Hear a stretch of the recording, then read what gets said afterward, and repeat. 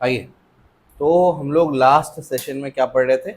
Last session में हम लोग पढ़े थे साइक्लोट्रॉन मोशन, ठीक है ना। तो साइक्लोट्रॉन का फॉर्मूला लास्ट टाइम आपको बता दिया था मैंने। एक बार रिवाइज कर लेते हैं कि हम लोग ने लास्ट सेशन में क्या क्या पढ़ा। तो लास्ट सेशन में हम लोग ने देखा कि भाई मैग्नेटिक फील्ड, अगर कोई वायर में से करंट को फ्लो कराते हैं तो उसके आसपास क्या बन जाती है? मैग्नेटिक फील्ड बन जाती है। अपने को इस चैप्टर में क्या करना है? उसी मैग्नेटिक फील्ड को फाइंड करना है। फिर हमने उसके बाद क्या देखा? हमने देखा कि अगर हम कोई चार्ज पार्टिकल को इलेक्ट्रिक फील्ड में रखते हैं तो उस पर फोर्स लगता है, कितना लगता है? क्यू ई वेक्टर लगता है। अगर चार्ज पार्टिकल को मैग्नेटिक फील्ड में रखते हैं तो उस पर कितना फोर्स लगता है? Q v bar cross v bar लगता है। और अगर दोनों में साइमल्टेनियसली रख देंगे तो नेट फोर्स लगेगा। उसी नेट फोर्स को क्या कहते हैं? Lorentz force. तो नेट फोर्स होता है Q E vector plus V vector cross V vector. ये हो गया। फिर हम लोगों ने ये पढ़ा कि मैग्नेटिक फील्ड का यूनिट क्या होता है? ऐसा यूनिट टेस्ला होता है। और एक टेस्ला कितना गॉस होता है? 10⁴ गॉस होता है, ठीक है ना। और उसके बाद मैंने आप लोगों को वन टेस्ला कैसे डिफाइन होगा वो भी बताया। आपने चार्ज पार्टिकल को फेंका और उसकी स्पीड 1 मीटर पर सेकेंड है, उसका चार्ज 1 कूलम है और वो 90 डिग्री पर ट्रैवल कर रहा है। ये सारी चीज़ें बताई थी मैंने। तो मैग्नेटिक फील्ड 1 न्यूटन का उस पर फोर्स लग रहा है, तो मैग्नेटिक फील्ड कितनी होगी? 1 टेस्ला की होगी, बताया मैंने लास्ट टाइम। उसके बाद फिर आप लोग उसके डायमेंशन भी निकालना सिखाया कि कैसे उसके डायमेंशन निकालेंगे। फिर हम लोगों ने उसके बाद क्या पढ़ा? लॉरेंट्ज फोर्स पढ़ लिया, ये पढ़ लिया, साइक्लोट्रॉन फार्मूला पढ़ा कि अगर हम क्या करते हैं, कोई चार्ज पार्टिकल को मैग्नेटिक फील्ड में ऐसे वेलोसिटी देते हैं कि वो मैग्नेटिक फील्ड से परपेंडिकुलर हो, तो मैग्नेटिक फील्ड में जाने पर वो क्या करेगा? सर्कुलर मोशन परफॉर्म करेगा। और सर्कुलर मोशन परफॉर्म करने की कंडीशन क्या है? Centripetal force. तो वहाँ पर सेंट्रीपिटल फोर्स कौन प्रोवाइड करेगा? Magnetic force. तो m we square by r is equal to क्या आएगा? मैग्नेटिक फोर्स, यानी क्यू वी बी साइन 90 और ओ। अब साइक्लोट्रॉन मोशन फॉर्मूला तो हम लोग ने पढ़ लिया। साइक्लोट्रॉन कैसा डिवाइस है, कैसे काम करता है, और उससे रिलेटेड बाकी चीज़ें भी पढ़ी हम लोग ने। जैसे टाइम पीरियड लास्ट टाइम निकालना सिखा दिया था मैंने, है ना। मोमेंटम भी लिखा था हम लोग ने। मोमेंटम क्या होता है? क्यू बी आर, यानी M V is equal to Q B R. समझ आ रहा है? ठीक है ना। उसके बाद फिर हम लोगों ने टाइम पीरियड निकाला, फ्रीक्वेंसी निकाली, लास्ट टाइम बताया मैंने कैसे निकालना। अब आगे की चीज़ें देखेंगे, ठीक है। आइए पहले समझते हैं कि ये काम कैसे करता है। Cyclotron. Scientists E.O. Lawrence and Ernest Livingstone constructed the first cyclotron in 1934 AD, which is used to accelerate charged particles. No. Cyclotron. Scientists E.O. Lawrence. ठीक है ना। लॉरेंस एंड लिविंगस्टन नाम के साइंटिस्ट ने सबसे पहला साइक्लोट्रॉन बनाया 1934 में, है ना, 1934 में, which is use to accelerate charge particle. इसका काम क्या है? चार्ज पार्टिकल्स को क्या करवाना? एक्सेलरेट करवाना, न्यूक्लियर रिएक्शंस कराना। वो भी आगे जा करके देखेंगे, ठीक है ना। तो ये एक्चुअली ये इसका पिक्चर है, दोनों साइंटिस्ट, और ऐसा होता है साइक्लोट्रॉन। बात समझ आई? और उसका हम लोग अभी स्कीमेटिक डायग्राम देखेंगे, समझने की कोशिश करेंगे। Constructed the first cyclotron in 1934 AD, which is used to accelerate charged particles. To understand how the cyclotron works, consider the motion of a positively charged particle moving with velocity v and entering a particularly uniform magnetic field of intensity v and देखो, shown in the figure. जैसे मैंने आप लोगों को last time बताया कि अगर कोई पार्टिकल परपेंडिकुलरली एंटर करे, है ना, मैग्नेटिक फील्ड से कैसे एंटर करे? परपेंडिकुलरली एंटर करे, तो क्या परफॉर्म करेगा? Circular motion. लेकिन अगर मैग्नेटिक फील्ड खत्म हो गए तो, जैसे मैं क्या बोल रहा हूँ, मैं ये समझाने की कोशिश कर रहा हूँ। यहाँ से आपने पार्टिकल को फेंका, पार्टिकल ऐसे गया, अब मैग्नेटिक फील्ड कहाँ है? अंदर है।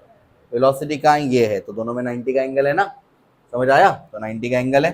अब अगर दोनों में 90 का एंगल है तो पार्टिकल क्या करेगा? सर्कुलर मोशन परफॉर्म करेगा, है ना। ऐसे फील्ड है, ये वेलोसिटी है, पार्टिकल पे इधर फोर्स लगेगा तो पार्टिकल ये डायरेक्शन में मुड़ेगा। पार्टिकल मुड़ रहा है, मुड़ रहा है, मुड़ रहा है, मुड़ रहा है, मुड़ रहा है, यहाँ तक मुड़ा, उसके बाद फील्ड खत्म हो गई। बात समझ आई? तो ऐसे क्वेश्चन में आगे कराऊंगा, फिर वो आगे स्ट्रेट लाइन में जाएगा, ठीक है ना। तो ये तो अपने को समझ में आया, वही बताने की कोशिश कर रहा है यहाँ पर, ठीक है।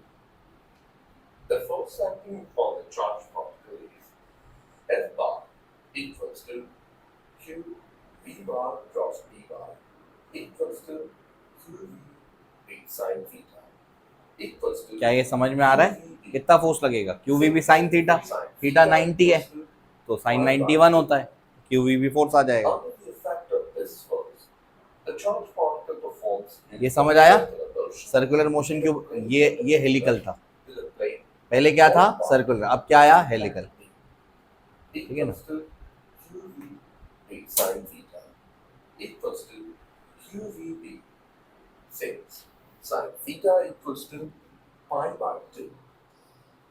अब इसको ऑब्जर्व करो, ये फील्ड का डायरेक्शन है और पार्टिकल ऐसे 90 पे एंटर कर रहा है, फील्ड और 90 में कितना एंगल है, फील्ड और वेलोसिटी में 90 का, तो ये क्या करेगा सर्कुलर मोशन परफॉर्म करेगा। हेलिकल कब करेगा वो आगे समझाता हूँ मैं। So this force, the charged particle performs uniform circular motion in a plane perpendicular to the plane formed by V and B.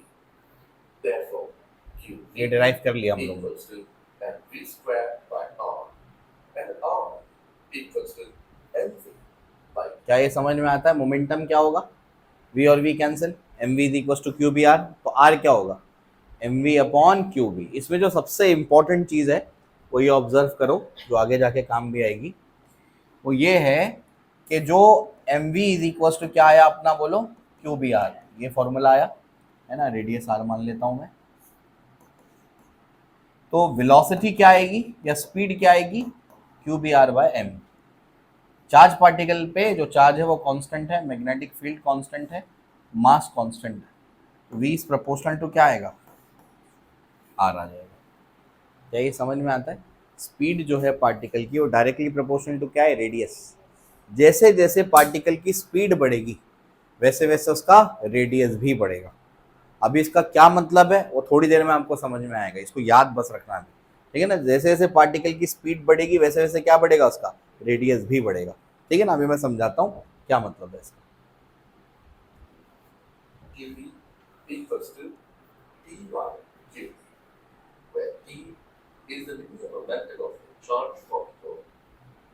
Put in V equals to R omega C, where omega C ये is तो पता है ना अपने को, v equals to क्या होता है r ओमेगा होता है, और भी इसको और भी रिफाइन किया जा सकता है फॉर्मूले को। R equals to N R omega C by QB. Omega C equals to QB. अब उससे टाइम पीरियड निकाल लेंगे हम लोग 2 पाई बाय ओमेगा करके, हमने दूसरे तरीके से निकाल लिया, एनसीईआरटी में ऐसा है। 2 by N. The equation shows that the frequency does not depend on the momentum.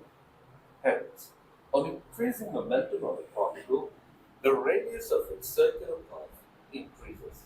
क्या बोल रहा है ये, and on increasing the momentum of the particle the radius of the circular path increases but frequency does not change। क्या frequency के फॉर्मूले में कहीं रेडियस आता है, कहीं वेलोसिटी आती है, नहीं आती, Q B upon 2 pi M, तो फ्रीक्वेंसी तो फिक्स है ना, फ्रीक्वेंसी फिक्स है, यानी फ्रीक्वेंसी मतलब एक सेकेंड में कितने सर्कुलर मोशन परफॉर्म करेगा वो, तो फ्रीक्वेंसी फिक्स है। लेकिन जो रेडियस है वो स्पीड पे डिपेंड कर रहा है, रेडियस किस पे डिपेंड कर रहा है, स्पीड पे। जैसे जैसे स्पीड बदलेगी वैसे वैसे क्या होगा, M V by Q B है ना, जैसे जैसे स्पीड बदलेगी वैसे वैसे क्या होगा, रेडियस बदलेगा, ठीक है। इसका क्या मतलब है अभी समझाता हूँ। But its frequency does not. This fact is used in the design of the cyclotron. The figure shows the view and top view of cyclotron. Construction. Two D-shaped boxes are kept with their diameters facing each other. ठीक है ना, तो ऐसे बड़ा सा object तो आपने देखा ही, साइक्लोट्रॉन है वो। अब यहाँ पर क्या होता है, दो डीज होती है, डी शेप के मेटालिक प्लेट्स होती है, अंदर से हॉलो होती है, क्या होती है हॉलो। ये ऐसे समझो आप, वो स्टील का टिफिन आता है हमारा, उसको बीच से कट कर दो तो 2 डी बन जाएंगे और अंदर से क्या होगा वो हॉलो है, वैसा बात समझ आए, इस तरीके से कुछ बनेगा ये, लेकिन पतला पतला है वो, बात समझ आए ऐसा। The small gap as shown. उसके बीच में फिर स्मॉल गैप है, A uniform magnetic field is developed in space. या ऊपर नॉर्थ पोल नीचे साउथ पोल, यानी कोई पोल लगा दिया तो फील्ड है, लेकिन कौन सी फील्ड है ये, magnetic These field. boxes are called Ds, as they are D-shaped. An AC of high frequency. और ये क्या लगा दिया है, ऑल्टरनेटिंग करंट का सोर्स लगा दिया, एसी ऑफ हाई फ्रीक्वेंसी, बहुत ज़्यादा फ्रीक्वेंसी का ऑल्टरनेटिंग करंट लगा देते हैं। ऑल्टरनेटिंग करंट लगाने से क्या होगा, करंट फ्लक्चुएट करेगा, करंट फ्लक्चुएट करेगा तो एक बार ये पॉजिटिव बनेगा, वो क्या बनेगा, एक सेकेंड में ही कई मरतबा क्या हो जाएगा, ये पॉजिटिव ये नेगेटिव, ये नेगेटिव ये पॉजिटिव, टॉगल करना शुरू हो जाएगा, positive negative negative positive, positive negative negative positive, ऐसे टॉगल करेगा। तो समझ आया, एक सेकेंड में ही कई मरतबा, क्यों, क्योंकि हाई फ्रीक्वेंसी सोर्स लगा हुआ है। समझ में आ रहा है, कंस्ट्रक्शन समझ में आ रहा है।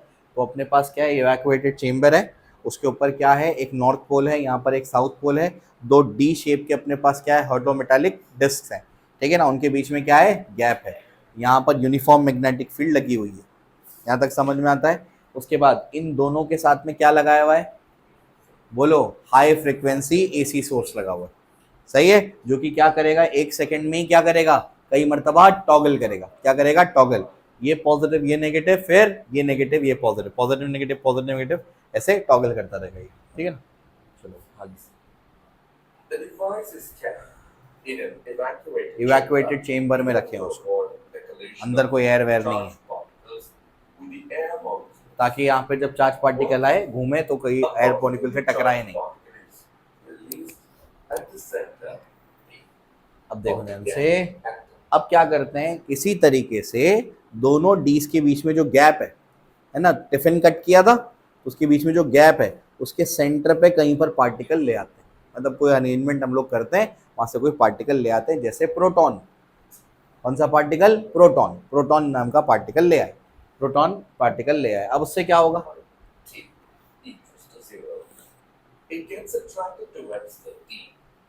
अब देखो ध्यान से ध्यान से ध्यान से, क्या बोल रहा हूँ मैं, जब पार्टिकल यहाँ पर रखे, जैसे ही पार्टिकल आया तो ये तो हाई फ्रीक्वेंसी सोर्स लगा हुआ है, ऑल्टरनेटिंग करंट का सोर्स, तो ये डी को कभी पॉजिटिव बनाएगा, कभी इसको नेगेटिव बनाएगा, कभी नेगेटिव, कभी ये पॉजिटिव, कभी नेगेटिव, कभी पॉजिटिव।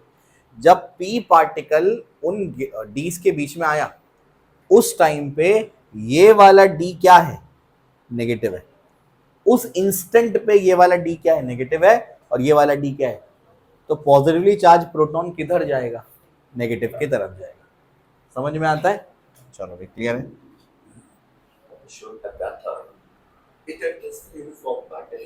अब उससे क्या होगा, आप सुनो सुनो, ये गोल क्यों घूमने लगा, अब उसको भी समझो।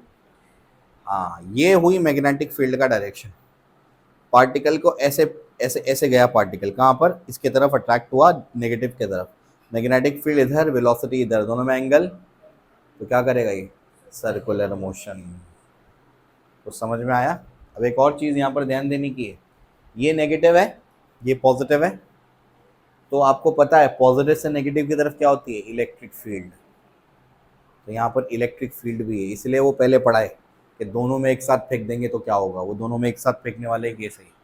बात समझ आई, ये कौन सा डी है, नेगेटिव है, ये कौन सा है, पॉजिटिव है, पॉजिटिव से नेगेटिव की तरफ क्या है, इलेक्ट्रिक फील्ड, सही है, और ऊपर की तरफ से क्या है, मैग्नेटिक फील्ड। अब मैग्नेटिक फील्ड क्या करेगी, मैग्नेटिक फील्ड, हाँ मैग्नेटिक फील्ड ये डायरेक्शन में है, वेलोसिटी इधर है, मैग्नेटिक फील्ड्स को गोल घुमाएगी, मतलब डायरेक्शन चेंज करेगी, और इलेक्ट्रिक फील्ड क्या करेगी, एक्सेलरेट कराएगी। तो समझ आया, लेकिन ट्विस्ट है, अब सुनो, इतने गैप में पॉजिटिव से नेगेटिव की तरफ इलेक्ट्रिक फील्ड है, इलेक्ट्रिक फील्ड सिर्फ इतने में ही है, अंदर नहीं है इलेक्ट्रिक फील्ड, टिफिन के अंदर नहीं है, टिफिन के गैप्स के बीच में ही है। ऐसा क्यों, क्योंकि हॉलो मेटालिक कंडक्टर के अंदर इलेक्ट्रिक फील्ड क्या होती है, जीरो, तो एक्सेलरेट सिर्फ ये इतने पोर्शन में ही करेगा, यहाँ से आएगा, एक्सेलरेट करता हुआ वहाँ पहुँचेगा, घूमता हुआ और एक्सेलरेट करता हुआ, मतलब स्पीड भी बढ़ेगी और घूम भी रहा है यहाँ तक, और जैसे डी के अंदर पहुंचा उसके बाद सिर्फ क्या करेगा, गोल घूमेगा, स्पीड नहीं बढ़ाएगा। समझ में आ रहा है, क्यों स्पीड नहीं बढ़ाएगा, क्योंकि अंदर तो इलेक्ट्रिक फील्ड है ही नहीं, स्पीड कौन बढ़ाएगा, इलेक्ट्रिक फील्ड तो अंदर है ही नहीं। वो समझ में आ रहा है, कितना स्मार्ट डिजाइन है ये, अब इतना इजी भी नहीं है, अभी समझाता हूँ, बहुत स्मार्ट डिजाइन है।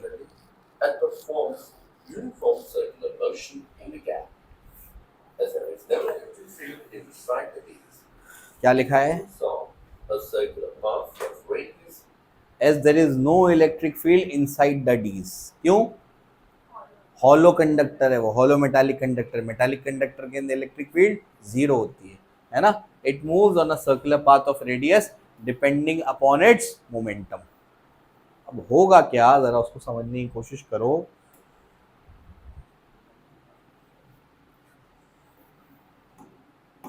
ये नेगेटिव था, ये पॉजिटिव था, ये वाला डी। जैसे ही यहाँ से निकला, यहाँ पर पार्टिकल आया, पार्टिकल किसके तरफ अट्रैक्ट किया, नेगेटिव की तरफ। सही है, प्रोटॉन नेगेटिव की तरफ, नेगेटिव डी की तरफ अट्रैक्ट किया। फील्ड का ये वेलोसिटी हो गई और फील्ड कहाँ है, इधर है। दोनों में एंगल कितना है, 90। ये क्या करेगा बताओ, ये गोल घूमना शुरू हो जाएगा। गोल घूमेगा, गोल घूमते घूमते कहाँ एंटर करेगा, डी के अंदर। अब ये वाले रीजन में, इतने रीजन में, जब ये डी का मान लो बाउंड्री है, ये इतने रीजन में उसकी स्पीड भी बढ़ रही है और वो गोल भी घूम रहा है। लेकिन जैसे ही वो यहाँ से अंदर एंटर करता है, अब सिर्फ गोल घूमेगा।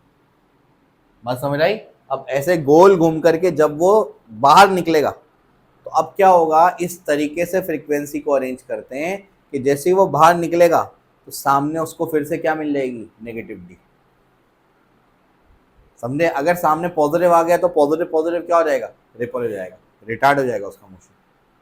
तो समझ आया, इतना स्मार्टली उसको डिजाइन किया गया है कि जैसे ही पार्टिकल यहाँ से इसके तरफ अट्रैक्ट हुआ, एक्सेलरेट किया, घूम भी रहा है, एक्सेलरेट किया, घूम भी रहा है, अंदर गया, सिर्फ घूम रहा है, घूम रहा है, घूम रहा है। अब जैसे ही बाहर निकलेगा तो सामने कौन सी डी मिलेगी उसको, नेगेटिव डी, क्योंकि टॉगल कर रहा है ना। जब पहले अट्रैक्ट किया तो ये नेगेटिव था, जब बाहर निकला तो वो नेगेटिव होगा। फिर क्या करेगा, एक्सेलरेट करेगा, घूमेगा भी, एक्सेलरेट करेगा, घूमेगा भी, उस डी में एंटर करेगा, सिर्फ घूमेगा घूमेगा घूमेगा, और उसके बाद क्या होगा, जैसे यहां से बाहर निकलेगा फिर सामने नेगेटिव आ जाएगा। अब कुछ समझ में आया। अब उससे क्या होगा, अब समझो। जैसे ही वो यहां से एक्सेलरेट कर रहा है, उसकी स्पीड बढ़ती जा रही है। मैंने पढ़ा है ना आपको, R is equal to M V by Q B. ये सब तो कांस्टेंट है, तो R is proportional to V हो गया। यानी जितने ये जो गैप वाला रीजन में जैसे उसकी स्पीड बढ़ेगी, स्पीड बढ़ेगी तो क्या बढ़ जाएगा उसका, रेडियस बढ़ जाएगा उसका। देखो हर चक्कर में उसका रेडियस देखो बड़ा है। पहले ये रेडियस है तो इसमें ही घूमना चाहिए था ना, नहीं, हर चक्कर में रेडियस बढ़ जाएगा उसका। क्योंकि जैसे ही वो क्या करेगा, जैसे ही वो इससे बाहर निकलेगा तो उसकी स्पीड बढ़ेगी, और स्पीड बढ़ेगी तो क्या हो जाएगा, रेडियस बढ़ जाएगा। तो हर रिवोल्यूशन के अंदर क्या करेगा वो, हर रिवोल्यूशन में अपना रेडियस बढ़ा लेगा। कुछ समझ में आया, कितना स्मार्ट डिजाइन है। एक साथ कितनी सारी चीजें उन लोग क्या कर रहे हैं, मैनेज कर रहे हैं। कुछ समझ आया, टॉगलिंग भी मैनेज करना है, स्पीड भी मैनेज करनी है। कुछ समझ में आया। ठीक है, बहुत सारी इंपॉर्टेंट चीजें इसके अंदर, आई गेस समझ में आ रहा है। तो ऐसे क्या होगा, ऐसे ही पार्टिकल बाहर निकला और ये ऐसे घूम घूम के वो क्या करेगा, इतने रीजन में स्पीड बढ़ेगी, अंदर जाएगा तो सिर्फ गोल घूमेगा, लेकिन इतने रीजन में गोल भी घूमेगा और स्पीड भी बढ़ेगा। जैसे ही बाहर निकलेगा हर बार तो क्या करेगी, स्पीड भी बढ़ेगी और साथ साथ में क्या करेगा, गोल भी घूमेगा। तो समझ में आया। और जैसे स्पीड बढ़ेगी तो क्या होगा, रेडियस बढ़ जाएगा। तो हर बार अपना रेडियस क्या करेगा, बढ़ा लेगा वो।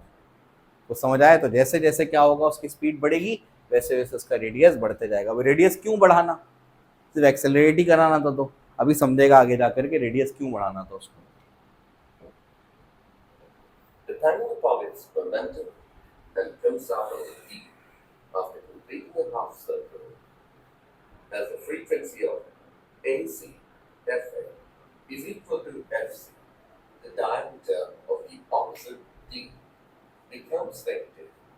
When the particle emerges from one D and attracts with a force which increases its momentum, the particle then enters the other D. कुछ समझ में आ रहा है, Larger velocity. क्या बोल रहा है। जब भी पार्टिकल इससे बाहर निकलेगा तो ये इलेक्ट्रिक फील्ड क्या करेगी, उसकी स्पीड को बढ़ा देगी। तो वो और ज्यादा स्पीड से दूसरे डी में एंटर करेगा, और स्पीड बढ़ेगी तो रेडियस बढ़ेगा। तो हर बार उसका रेडियस क्या होते जा रहा है, उससे बढ़ते जा रहा है। Hence, moves on a circular path of larger radius. This process keeps on repeating, and the particle gains momentum, and hence, radius of its circular path goes on increasing. But the frequency remains the same. Thus, the charged particle gets some gaining energy, which becomes maximum on reaching क्या ये बात समझ में आती है कि जैसे जैसे क्या होगा, जैसे जैसे ये पार्टिकल क्या करेगा, डी में एंटर होते जाएगा, है ना, सामने वाले डी में एंटर होते जाएगा, तो उसकी स्पीड बढ़ती जाएगी, क्योंकि जैसे ही बाहर निकलेगा एक्सेलरेट करा देगी इलेक्ट्रिक स्पीड बढ़ती जाएगी। उससे क्या हो जाएगा, रेडियस बढ़ता जाएगा, रेडियस बढ़ता जाएगा तो क्या हो जाएगा, एनर्जी बढ़ती जाएगी उसकी, मोमेंटम बढ़ता जाएगा, और मोमेंटम बढ़ता जाएगा तो एनर्जी बढ़ती जाएगी। ठीक है ना।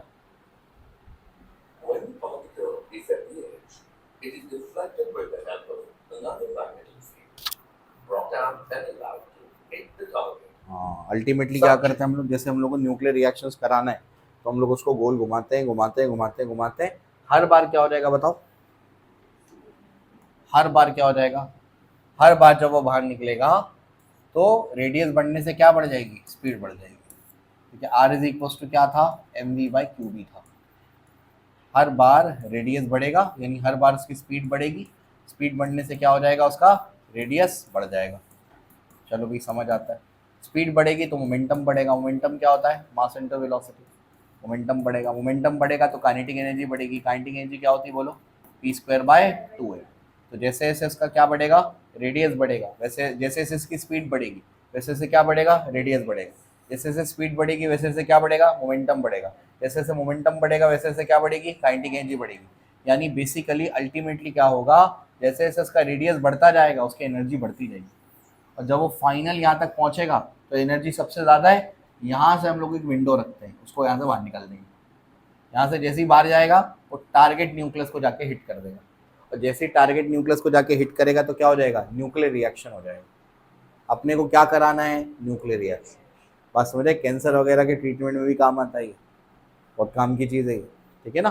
चलो अभी तो जो है, आपने MIT सुना है, MIT पता है, अमेरिकन यूनिवर्सिटी है, तो वो उसके साइंटिस्टों ने बनाया है। वहाँ पे ऐसे ही लोग बनाते हैं सारी चीज़ें, इंपॉर्टेंट चीज़ें तो काम की है। ठीक है ना। चलो भाई, तो देखो क्या लिखा है, सच एक्सेलरेटेड पार्टिकल वो जाके टारगेट को हिट करता है, न्यूक्लियर रिएक्शन होता है वगैरह वगैरह, फिर हम लोग अलग अलग चीज़ों में उसको यूज़ करते हैं। Such accelerated particle are use in the study of nuclear reaction, preparation of artificial radioactive substance, treatment of cancer, ion implantation in solids etcetera etcetera. ये सारी चीज़ों में हम लोग यूज़ करते हैं इसको। ठीक है ना। तो ये आई गेस आपको समझ में आया है। Particles are used in the study of nuclear reactions, preparation of artificial radioactive substances. याद है मैंने आपको बताया था आर्टिफिशियल ट्रांसपोर्टेशन, अभी बताया था मॉडर्न फिजिक्स के अंदर क्या होता है, वो न्यूक्लियस में क्या कर दो, प्रोटॉन को फेंक के मार दो, प्रोटॉन एंटर करेगा तो वो एलिमेंट ही बदल जाएगा। तो प्रोटॉन फेंक के मारेगा ऐसा तो जाएगा नहीं, एक्सेलरेट करवा के भेजना पड़ेगा, इससे एक्सेलरेट कराते हैं उसको। सही है ऐसा। Ion implantation in solids. Limitations. Limitations क्या है, According to the theory of relativity, as velocity of the particle approaches that of light, its mass keeps on increasing. In this situation, the condition of resonance, Fa equals to Fc, is not satisfied. To accelerate very light, ये बोलता है कि relativity के according जैसे जैसे velocity बढ़ती जाएगी particle की, वेलोसिटी ऑफ लाइट के नज़दीक नज़दीक पहुंचेगी तो पार्टिकल का मास बढ़ने लगेगा। मास बढ़ने लगेगा तो जो आपकी अप्लाइड फ्रीक्वेंसी है और जो साइक्लोट्रॉन की फ्रीक्वेंसी है पार्टिकल की फ्रीक्वेंसी, वो मैच नहीं करेगी। ठीक है ना। ये बोलता है इसका लिमिटेशन है ये, फ्रीक्वेंसी मैच नहीं करेगी तो क्या होगा, फ्रीक्वेंसी मैच नहीं करेगी तो प्रॉब्लम ये होगा कि जैसे ही पार्टिकल क्या करेगा, पार्टिकल बाहर निकलेगा, फॉर एग्जांपल पॉजिटिव पार्टिकल है, जैसे ही पार्टिकल बाहर निकलेगा उसको कौन सा डी चाहिए सामने, नेगेटिव चाहिए। चाहे वो यहाँ से बाहर निकले या वहाँ से बाहर निकले, यहाँ से बाहर निकलेगा तब भी नेगेटिव चाहिए, वहाँ से बाहर निकलेगा तब भी नेगेटिव चाहिए, तभी तो अट्रैक्ट होगा, एक्सेलरेट होगा। तो अगर फ्रीक्वेंसी मैच नहीं करेगी, रेजोनेंस की कंडीशन नहीं बैठेगी तो ये काम ही नहीं करेगा। फिर वो बाहर निकला, सामने पॉजिटिव डी आ गया, तब क्या होगा, रिपल हो जाएगा, वो एक्सेलरेट करने की जगह रिटार्ड हो जाएगा। तो समझ में आता है आगे। To accelerate very light particle AC of very high frequency is required. अगर जैसे इलेक्ट्रॉन बहुत हल्का पार्टिकल है, अब उसको एक्सेलरेट करने के लिए क्या चाहिए, बहुत ज़्यादा हाई फ्रीक्वेंसी लगानी पड़ेगी, वरना वो तालमेल बैठेगा नहीं। ऐसा है। particles, like electrons, AC, or very high frequency, of the order of gigahertz is required.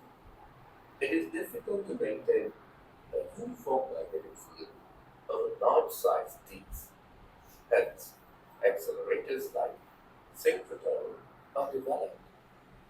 ठीक है, डिफिकल्ट होता है मैग्नेटिक फील्ड मेंटेन करना, तो सिंक्रोट्रॉन वो करके एक डिवाइस वो भी क्या किया गया है हम लोग जो है वो भी हम लोगों ने डेवलप किया हुआ है। ठीक है ना। लेकिन वो भी हम लोगों के सिलेबस में नहीं है। ठीक है ना। चलो भाई, यहाँ तक आई होप आपको बताया था मैंने। अब ये नीचे का 2-3 पॉइंट्स है उसको रीड कर लेते हैं, फिर आगे चलते हैं। क्या लिखा हुआ है ये लिखा हुआ है कि ions move in circular path with successively larger and larger radius to maximum radius at which they are deflected by a magnetic field so that they can be extracted through an exit slit। क्या ये बात समझ में आई? Ion जो है positive ion है या proton है तो उसको क्या करते हैं हम लोग, एक्सेलरेट कराते हैं, तो ज़्यादा से ज़्यादा बड़े बड़े रेडियस में जाते जाएगा और फाइनली इसको क्या करा देंगे, एग्जिट स्लिट से बाहर, विंडो से बाहर निकाल देंगे। एग्जिट स्लिट बोल दो, कुछ किताबें विंडो कहती हैं उसको, ठीक है ना। चलो भाई, तो देखो विंडो ही लिखा हुआ है यहाँ पर, विंडो से बाहर निकल गया, ठीक है। आगे वेलोसिटी अपने को पता है क्या होता है, m v upon q B are, यानी q B r, r exit क्या है, पहले रेडियस कम होगा, जैसे इसे आगे जाते जाएगा तो क्या होगा, इसका रेडियस बढ़ता जाएगा। तो सबसे बड़ा वाला जो रेडियस है उसको क्या बोलते हैं, आर एग्जिट कहते हैं, ऐसा आपकी टेक्स्ट बुक कहती है, ठीक है ना, आर एग्जिट। ठीक, तो वेलोसिटी क्या हो जाएगी बोलो, Q B R exit divided by M. और अगर काइनेटिक एनर्जी लिखनी होगी तो फॉर्मूला क्या है, half M we square. V का वैल्यू वहां पर सब्स्टिट्यूट करेंगे, आंसर आ जाएगा। बता देता हूं मैं, तो अपने को पता था क्या, M V is equal to क्या था, क्यू बी आर, यही था ना, M V is equal to Q B R. लेकिन अगर मैं सबसे बड़े रेडियस की बात करूंगा तो आर एग्जिट बोलता है आपकी किताब में, सही है ना। अब मैं फाइनल काइनेटिक एनर्जी लिखूंगा कि फाइनल एनर्जी कितनी हो गई, क्या लिखूंगा मैं, हाफ एम वी स्क्वायर। तो half M what is V, उसका स्क्वायर करो, Q square B square R exit का स्क्वायर डिवाइडेड बाय एम का स्क्वायर, एक एम कैंसिल, तो ये बचेगा Q square B square R square divide by 2m, वो बचा है फाइनली। समझ में आया? कॉपी करो, लास्ट के 2 पॉइंट्स कॉपी करो। यूजेस मैं आपको बता चुका हूँ। Cyclotron provides high energy particle beams which are useful in studying particle matter interaction as well as in medical treatment of certain tumors or diseases। ठीक है, आगे ये सब एग्जाम में पूछा जा सकता है। Limitations of cyclotron, it cannot accelerate uncharged particle like neutrons। ऐसा क्यों? हाँ, जब d के बीच में पार्टिकल प्रोड्यूस हुआ तो वो पॉजिटिव था तो नेगेटिव d की तरफ गया ना, चार्ज ही नहीं है उस पर तो कहाँ अट्रैक्ट होगा, न्यूट्रॉन को अट्रैक्ट नहीं कर सकता, एक्सेलरेट नहीं करवा सकता। उसके बाद it can not accelerate electron because it has very small mass and moves with very high speed, therefore it can not remain in phase with field. In phase नहीं रह पाएगा वो, ठीक है ना। मतलब टॉगलिंग इन टाइम पे electron को सामने हमेशा कौन सी डी चाहिए, पॉजिटिव चाहिए, लेकिन वो हमेशा पॉजिटिव मेंटेन नहीं कर पाएगा, ठीक है ना, क्योंकि बहुत छोटा पार्टिकल है, बहुत हाई फ्रिक्वेंसी लगाना पड़ेगा अपने को, बहुत तेजी से घूमेगा ना वो, तो अपने को ऑल्टरनेटिंग सोर्स भी कैसा लगाना पड़ेगा, बहुत ज़्यादा हाई फ्रिक्वेंसी का। ऐसा है, charge particle can not move with speed beyond certain limit in the cyclotron, एक लिमिट के आगे उसको एक्सेलरेट नहीं करा सकते, ठीक है ना। फटाफट कॉपी करो उसको जल्दी। यूजेस और limitations, radius of D is 60 centimetre and its oscillator frequency is 10 megahertz. What will be the kinetic energy of the proton thus accelerated? ठीक है ना, तो अभी फॉर्मूला आपको बताया है मैंने, बोलो काइनेटिक एनर्जी का फॉर्मूला क्या होता है, हाफ एम वी स्क्वायर, है ना। अभी सॉल्व करके क्या आया, Q square B square R square divided by 2m। चलो पता करो, प्रोटॉन पे आपको चार्ज मालूम है, मैग्नेटिक फील्ड कितनी है,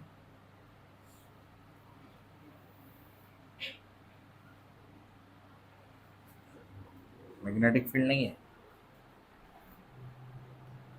फ्रीक्वेंसी गिवन है, तो क्या करना पड़ेगा, उसको फ्रीक्वेंसी में एडजस्ट करना पड़ेगा। कैसे एडजस्ट करेंगे बोलो, क्या था टाइम पीरियड, क्या था 2 pi m by Q B, 2 pi m by Q B, time period था 2 पाई एम डिवाइडेड बाई क्या था क्यू बी, सही है।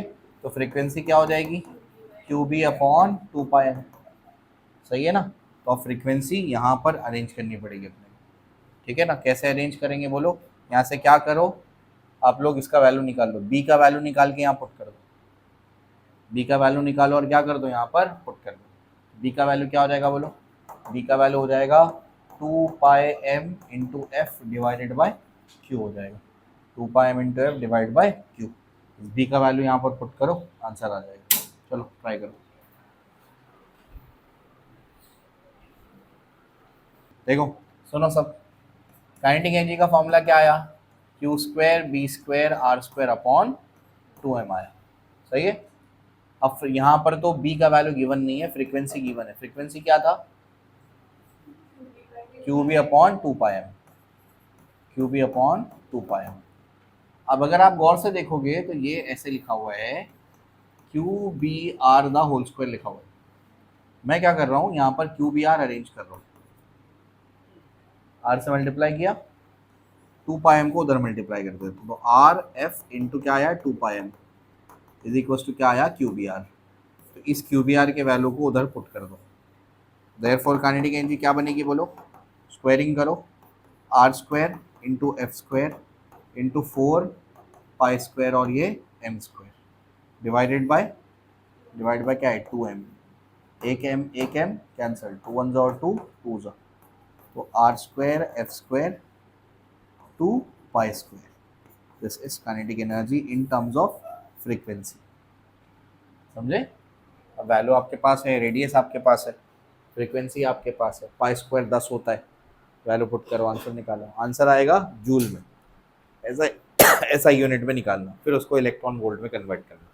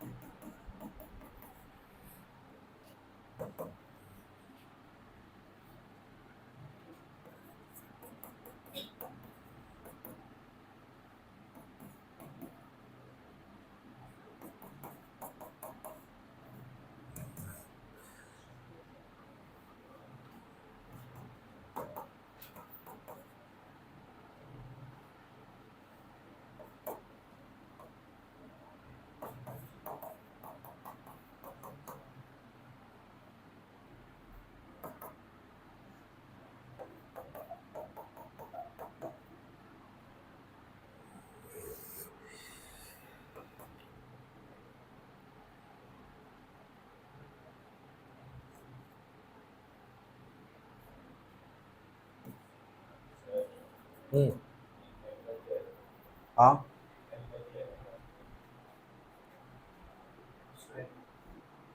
अच्छा, हाँ इंटू एम बी है।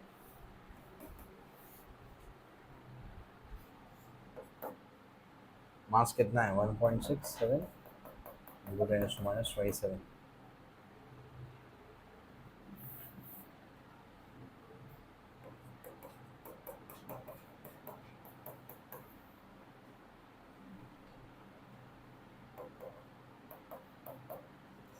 13-27